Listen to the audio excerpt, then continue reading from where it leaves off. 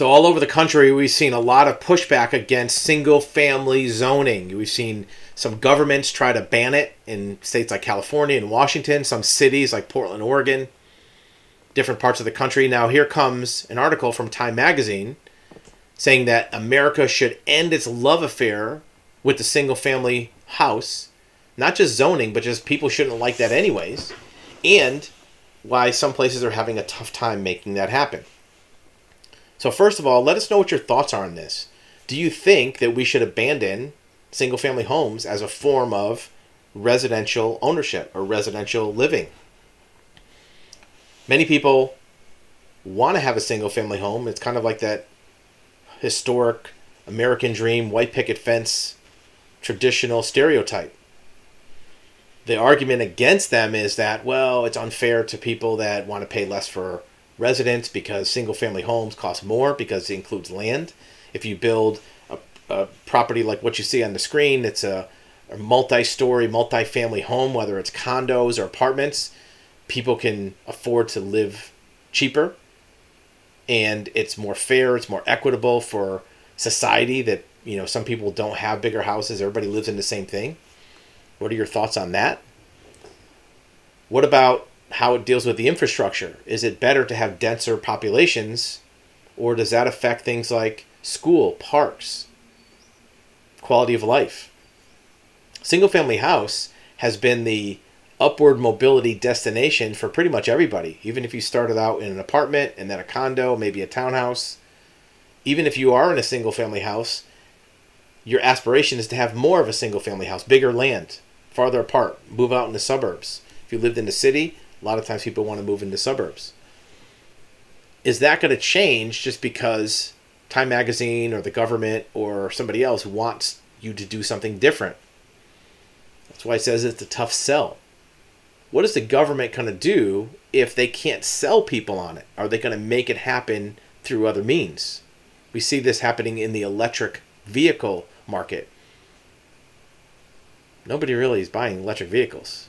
They're less than 1% of the cars on the road. However, the government in some states are looking to to require them, ban gasoline vehicles by 2030, 7 years away. Some states are going to prohibit gasoline vehicles in 6 years. State of Washington has a law in the book saying no electric vehicles. Is this what will happen with real estate? If they want electric vehicles to be on the road and people aren't buying them, so they're passing laws that require them, will they do the same thing for real estate? Obviously, somebody wants single-family homes to be eliminated. Somebody does. I don't know who it is. Is it Time Magazine? Is it the government? Is it somebody else? I don't know. Somebody does, because that's all you hear about is banning single-family homes or making single-family homes illegal. Somebody wants it. I don't know if homeowners want it.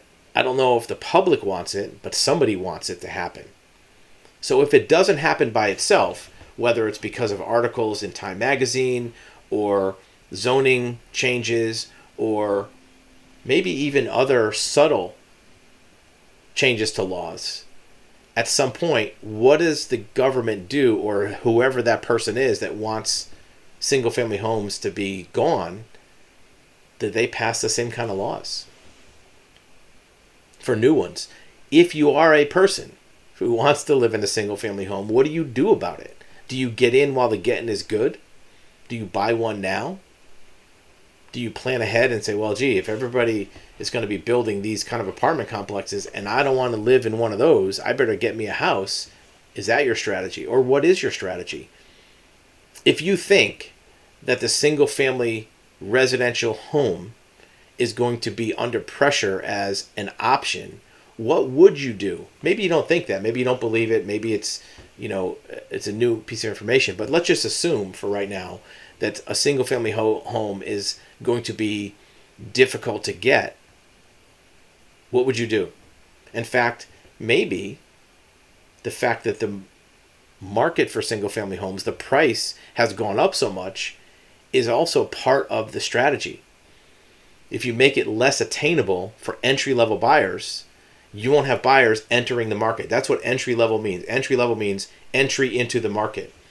if you make entry into the market difficult because the home price is now, instead of 150, 160, it used to be an entry level home. Now an entry level home might be 300 or 350. If you can keep less people from entering the market and keeping them in other housing formats, does that support the long-term goal of the chess game of eliminating single-family homes? And if it is, what do you do about it? Or do you like the idea of living in a denser type of property? Is it more convenient for you to live in an apartment or a condo or a multi-family type home, triplex, duplex, fourplex? A lot of parts of the country have those. Do you live in one now? Are there advantages? Are there disadvantages? One of the things that is another intersection of the single-family house / electric vehicle discussion is, electric vehicles need to be charged, obviously. And one of the primary suggestions for charging it is charging at home overnight, because you're not going to be able to charge it in an hour or two to get a full charge on the road, at your work, at a gas station, so to speak, electric charging station. So most people say, well, just charge it at home overnight and you'll be good for the next day. Well, if you live in an apartment complex, you don't have a garage where you can charge it at night. You might have to park on the street. You might have to park in a parking lot. So how do those two things go together? Electric vehicles and multifamily homes. If you want electric vehicles, the best way to have those would be to have a single family home where you can put it in a garage, charge it up, and be on your way. So that's one other conflict between those two seemingly apparent directions that we're heading.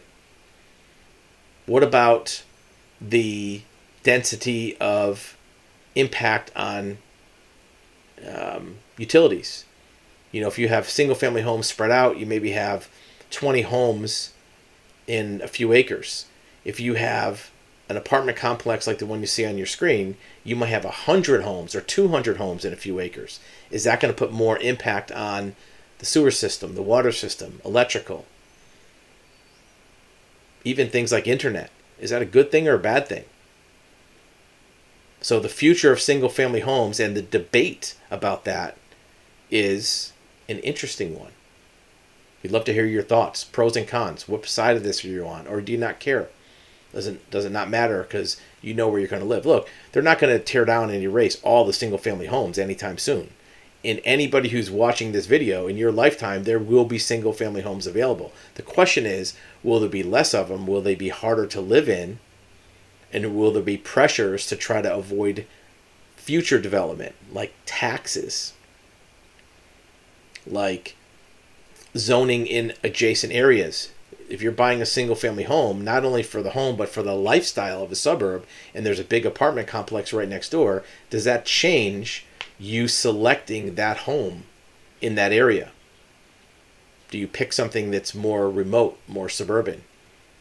And the fact that maybe the transportation is tougher because, look, if you live 30 miles or 40 miles out of town versus in town, now you're driving, let's say, 60 or 70 miles a day, 20 miles per gallon. So you're putting in 5 gallons, right, for your trip every day, times $5 a gallon. That's $25 a day. So how does that add up? Does that make a difference on your decision? Gas prices are also affecting where people live because you don't want to live as far away from where you have to work. Work from home solves some of that. But these are all interrelated subjects. Tell us how they affect you.